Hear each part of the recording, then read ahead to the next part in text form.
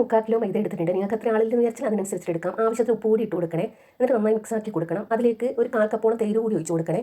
എന്നിട്ട് അതും കൂടി മിക്സ് ആക്കി കൊടുക്കണം.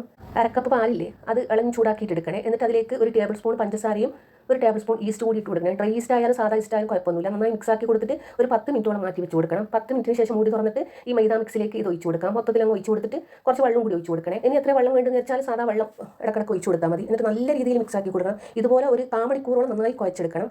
ഇനി ഒരു 1.5 മണിക്കൂറിന് ശേഷമാണ് ഞാൻ എടുത്തത്. നന്നായി പൊങ്ങി വന്നിട്ടുണ്ട്. അതിൽ നിന്ന് കുറച്ച് മാവ് എടുത്തിട്ട് ഇതുപോലെ പരത്തി കൊടുത്തിട്ട് 4 പീസാക്കിയിട്ട് കട്ടാക്കി കൊടുക്കണേ. നൈസാക്കിയിട്ട് പരത്തി കൊടുത്തല്ലേ കുറച്ച് തിക്കിലായിരിക്കും. ഇതുപോലെ തന്നെ മൊത്തത്തിൽ 4 പീസാക്കിയിട്ട് കട്ടാക്കി കൊടുത്തിട്ട് ഒന്ന് മൂടി വെച്ച് കൊടുക്കണം. അല്ലെങ്കിൽ ഉണങ്ങിപ്പോകും. എണ്ണ നന്നായി ചൂടായാൽ അതിലേക്ക് ഇട്ട് കൊടുക്കണം.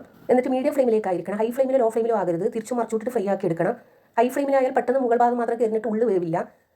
ഇതുപോലെ തന്നെ ബാക്കിയെല്ലാം ചെയ്തെടുക്കണം. അങ്ങനെ ഭട്ടൂര ആയിട്ടുണ്ട്. ഭട്ടൂരയിൽ ഇത് നമ്മൾ ഭട്ടൂര ഷവർമയാണ് ഉണ്ടാക്കുന്നത്. ഒരു സ്നാക്സ് ആണ്. ഇനി ഒരു പാത്രത്തിലേക്ക് ഒരു 3 ഉള്ളിയും ചെറിയ ചെറിയ പീസാക്കിയത്, ക്യാരറ്റ്, കാബേജ്, ക്യാപ്സിക്കം, പിന്നെ മയോണസ്, ഒരു 1/4 കപ്പോളം, 1 ടേബിൾ സ്പൂൺ കുരുമുളക് പൊടിച്ചത്, 1 ടീസ്പൂൺ വിനീഗർ, അതായത് സിർക്ക് ആവശ്യത്തിന് ഉപ്പ് ഇട്ട് കൊടുത്ത് നല്ല രീതിയിൽ മിക്സ് ആക്കി കൊടുക്കണേ.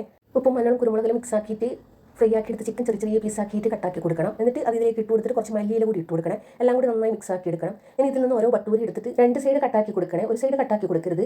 ഇതുപോലെ തന്നെ ഈ കോണിലെ ഭാഗമില്ല, അതാണ് കട്ടാക്കി കൊടുക്കേണ്ടത്.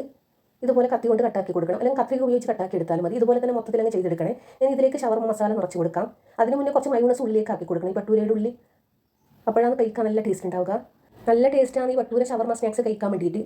എല്ലാ ഭട്ടൂരയിലും ഇതുപോലെ നിറച്ച് കൊടുക്കണം. എത്ര പിടിക്കുന്നത് വെച്ചാൽ അതിനനുസരിച്ചിട്ട് നിറച്ച് കൊടുത്തിട്ട് ലാസ്റ്റ് ഭാഗത്ത് കൂടി മയോണസ് ഇട്ട് കൊടുക്കണേ. ഇതുപോലെ തന്നെ ബാക്കിയെല്ലാം ചെയ്തെടുക്കണം. മൊത്തത്തിൽ അങ്ങ് ചെയ്തെടുത്തിട്ടുണ്ട്. നിങ്ങൾ എന്തായാലും ട്രൈ ചെയ്ത് നോക്കണേ. നിങ്ങൾക്ക് എന്തായാലും ഇത് ഇഷ്ടപ്പെടും. ഇഷ്ടപ്പെട്ടാൽ മാത്രം സബ്സ്ക്രൈബ് ചെയ്താൽ മതി. ട്രൈ ചെയ്യാത്തവരാണെങ്കിൽ ഇങ്ങനെ ഒന്ന് ട്രൈ ചെയ്ത് നോക്കണേ. ഭട്ടൂര മാവ് കുഴച്ച് വെച്ചിട്ട് ആവശ്യത്തിന് ഫ്രിഡ്ജിൽ നിന്ന് എടുക്കാനും പറ്റും.